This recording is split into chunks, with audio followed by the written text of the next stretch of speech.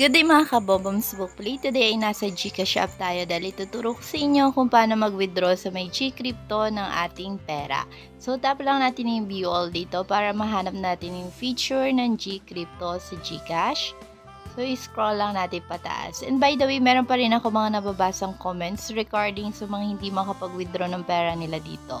Well, nakagawa na po tayo ng tutorials, kaya nga lagi kong sinasabi sa inyo, magsusubscribe kayo para naman kayo yung unang ma-notify kapag meron na kami mga bagong upload.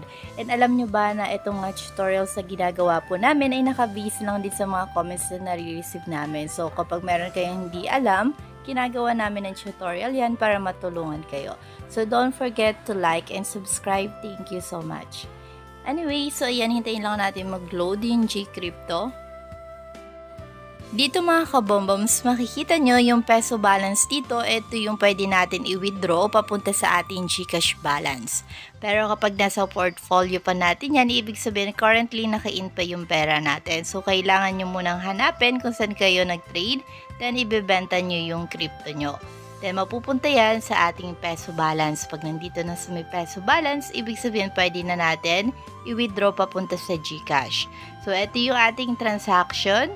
So, ito yung Bitcoin ko, nag-buy ako nung September, then naibenta ko siya noong October 3. So, pwede na rin tayo dito mag-sell limit or gumawa ng open orders. So, hindi na natin kailangang magbantay from time to time or mag-monitor dahil pag naabot na yung price na nilagay natin sa ating sell limit, mag-execute na yon at mabibenta na yung ating crypto. So, nag-back lang tayo dito kasi kapag pinipindot natin history, bumabalik siya dito sa may simula. So, medyo in-explain ko lang din sa inyo na pwede na kayong gumamit dito ng sell limit. Meron na pong feature dito, okay?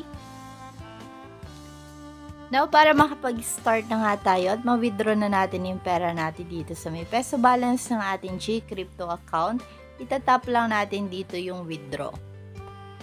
Now, dito sa ating withdraw page, makikita natin dito na kailangan natin mag-input ng amount kung magkano ba yung i-withdraw natin. And makikita naman natin dito yung withdrawable cash na meron tayo sa ating account.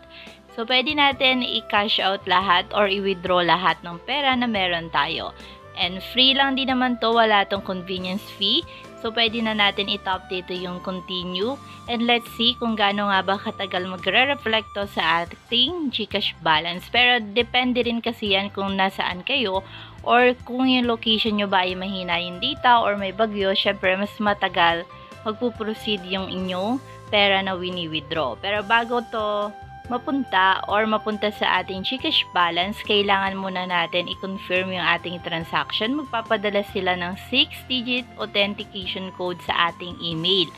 So, sa mga meron pong email na niregister dito, tas nagpalit sila ng email, then hindi sila makareceive ng code, kailangan nyo po munang sabihin or mag-reach out sa kanilang customer service at sabihin na hindi kayo makareceive ng inyong email dahil dun pa rin pinapadala sa inyong lumang email kung saan wala na kayong access.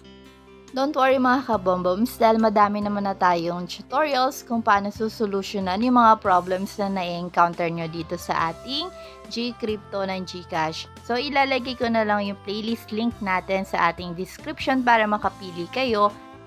So, kung hindi kayo makareceive ng OTP or kung ano man yung problem na na-encounter nyo dito, meron na tayo sa playlist nyan. Okay?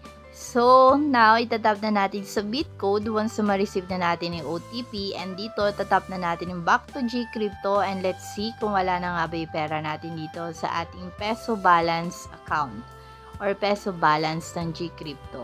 So, hintayin lang natin. Okay, so 0 na yung ating balance dito. Now, pwede na natin i-check yung ating GCash balance. So, lalabas lang tayo dito and let's see kung nag-reflect na agad yan sa aking balance. And ganun lang kabilis, nakita nyo agad-agad nag-reflect na din yan sa aking balance, yung aking withdraw. So, sa mga nahihirapan or hindi makapag-withdraw dito, don't worry, hanapin nyo lang yung ating solution kung paano nga ba masusolusyonan yung ganyang problem, okay? So, nasa playlist natin yan, nasa description lang po. Thank you for watching and stay blessed everyone.